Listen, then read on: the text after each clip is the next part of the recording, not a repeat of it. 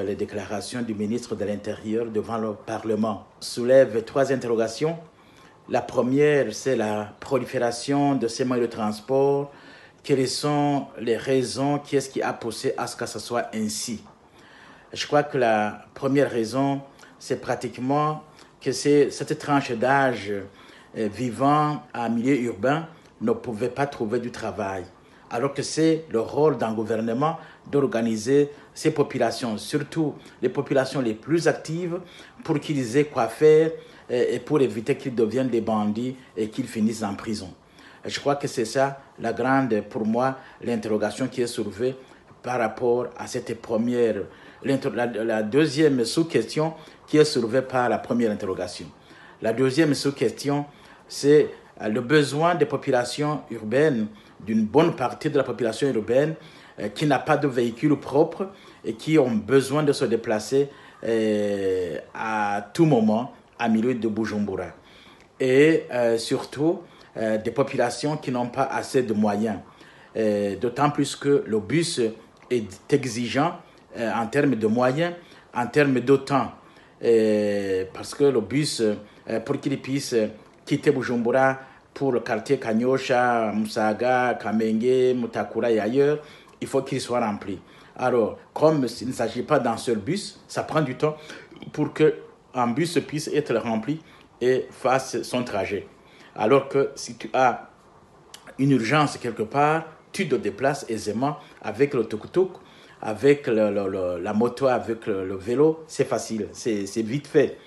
Et en plus, le bus prend assez de temps dans le trajet parce qu'il y a eu ces routes qui ont été abîmées en milieu de Bujumbura qui ne sont pas encore réparées et par conséquent, ça prend assez de temps.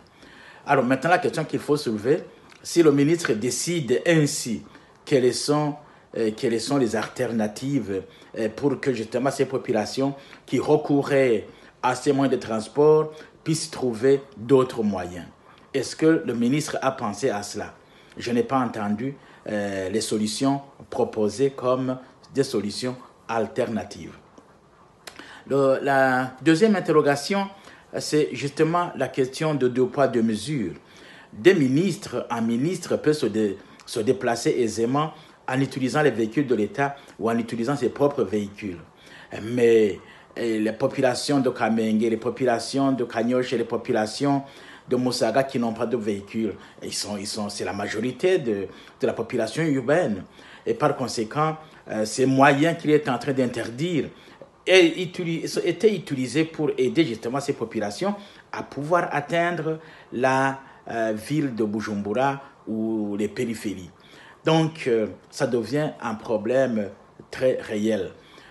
Maintenant, il faudrait qu'il pense aussi à faciliter le transport des populations, comme lui aussi, il éprouve de la facilité pour être transporté à partir d'un coin à l'autre. Le troisième élément, c'est justement le lieu de la déclaration. Devant le Parlement, un ministre qui est convoqué par le Parlement, il doit s'attendre à deux choses. Ou bien il va réussir à convaincre le Parlement, ou bien il peut s'attendre à ce que ça ne puisse pas marcher et faire face à une motion de défiance. Et ça devient difficile dans ces conditions. Mais évidemment, c'est lorsque les parlements fonctionnent normalement. Parce que j'ai déjà expliqué que les institutions que nous avons aujourd'hui, ce sont des institutions qui fonctionnent, qui fonctionnent sur base de l'adhésion d'un parti politique. Ça veut dire, si tu es membre du CNDD-FDD, tu peux être facilement au Parlement, tu peux être facilement à l'exécutif, tu peux être facilement à la justice. Parce que quelque part, ils essaient de créer des situations où ce sont des membres du CNDD-FDD qui animent ces institutions. Donc, autrement dit, si le Parlement était supposé représenter le peuple, en réalité, aujourd'hui, le Parlement représente le parti. C'est le parti qui donne des injonctions. Et c'est pour cette raison, justement, qu'un ministre peut se comporter ainsi, sans coup férir, sans rien craindre, comme si il s'adressait à des collègues ministres. Un parlement, c'est un parlement. On ne peut pas s'adresser à un parlement n'importe comment. Évidemment, il sait de quoi il s'agit. Il sait comment ces institutions sont là. Il sait comment ils fonctionnent.